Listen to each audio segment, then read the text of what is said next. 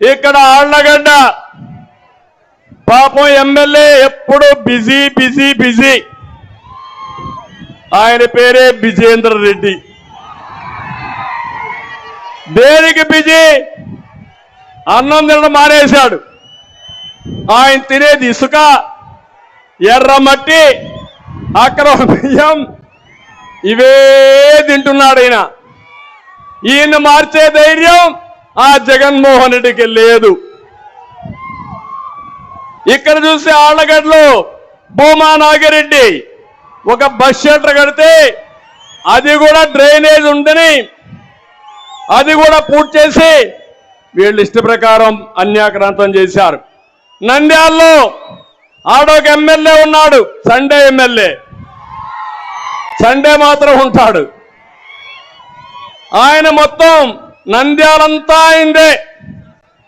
National highway మీద మీరు చూశారు, అక్కడ ఇష్టానుసారంగా నంద్యాల జమ్మలమడుగు నేషనల్ హైవేలో 167 అష్టవంకర్లు తిప్పి రోడ్డంతా ఆయన రేట్లు పెంచుకున్నాడు. ఆయన ఒక ఎమ్మెల్యే. ఇంకొక ఆయన ఉన్నాడు పాండ్యంలో. ఆయన పెద్ద గొప్ప నాయకుడు, కరప్షన్ కింగ్. ఆయన మామూలు కాదు. ఎవరన్నా మాట్లాడితే ఇంకా వాళ్ళ కథే లేదు. ఆయన చూస్తే జగన్నాథ గట్టును కూడా మింగేశాడు. అంత గొప్ప అతను. కేజీఎఫ్ కర్నూలు గ్రావెల్ ఫీల్డ్ గా మార్చేశాడు. 500 ఎకరాలు జగన్నాథ గట్టుని ట్రిపుల్ ఐటీ కళాశాల, ప్రభుత్వ క్లస్టర్ యూనివర్సిటీ అన్ని కూడా కేటాయించిన భూములన్నీ కొట్టేసే పరిస్థితికి వచ్చాడు. ఇంకొక ఆయన శ్రీశైలంలో ఉన్నాడు, శిల్ప. వాళ్ళకి దారాదత్తం చేశారు ఈ జిల్లా. ఇక్కడ కూడా వెంచరే వేశాడంట. వెంచర్ల శిల్ప. ఎక్కడ వెంచర్ కనపడిస్తే ఆయన కన్నుపడతావి. ఇంక అందరూ వీళ్ళంతా కూడా ప్రజాసేవకురాల. మిమ్మల్ని దోచుకోవడానికి వచ్చారు, మీ అవకాశాలు కొల్లగొనడానికి వచ్చారు తప్ప మీకు న్యాయం చేయడానికి కాదని మరొకసారి తెలియజేస్తున్నా.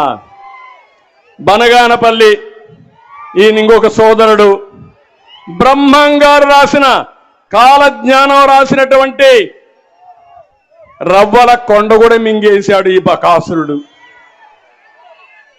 ఏమనాల తమ్ముళ్ళు వీళ్ళందరినీ? ఇంకో బాగా పాపం నంది కొట్టుకోరు అమాయకుడు.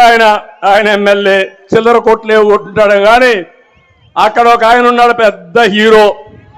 ఆయన రాష్ట్రం అంతా ఏదైనా చేస్తానంటాడు.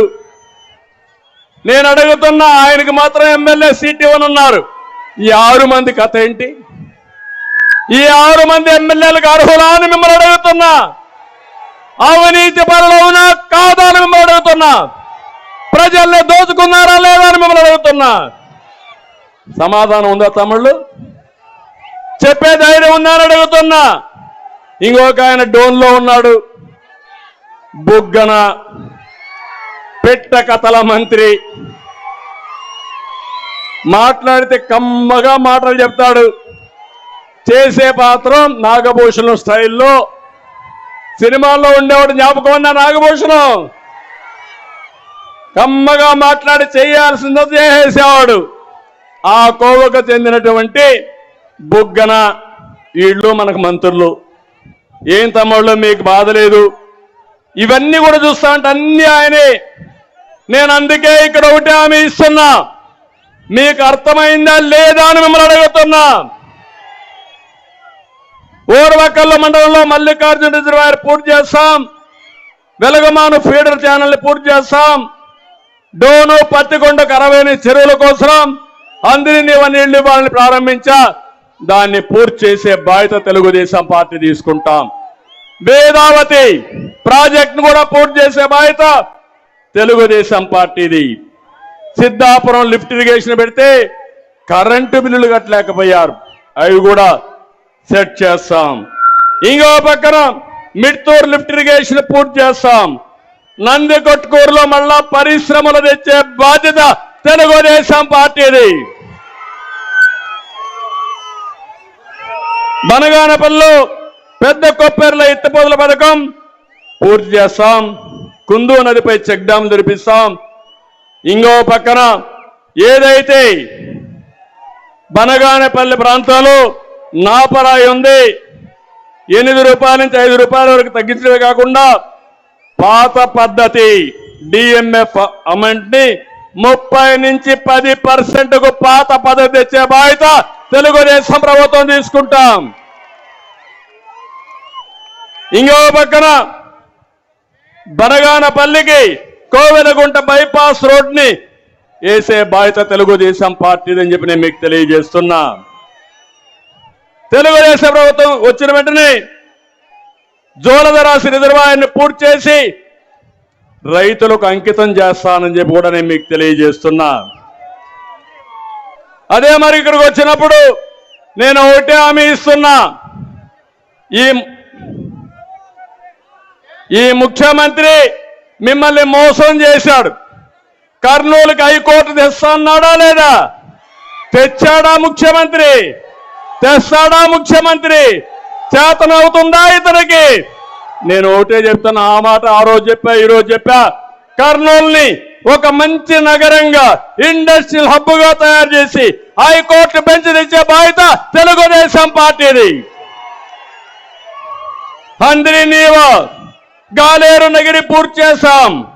తుంగభద్ర హెచ్ఎల్సి ఎల్ఎల్సి కాలువలను ఆధునీకరణ చేస్తాం.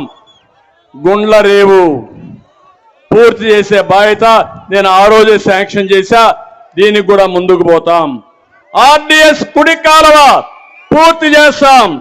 వాటర్ గ్రిడ్ ఏర్పాటు చేసి ఇంటింటికి నీళ్లు ఇచ్చే బాధ్యత తెలుగుదేశం పార్టీ తీసుకుంటాం. డ్రిప్ ఇరిగేషన్ 90% చేస్తాం.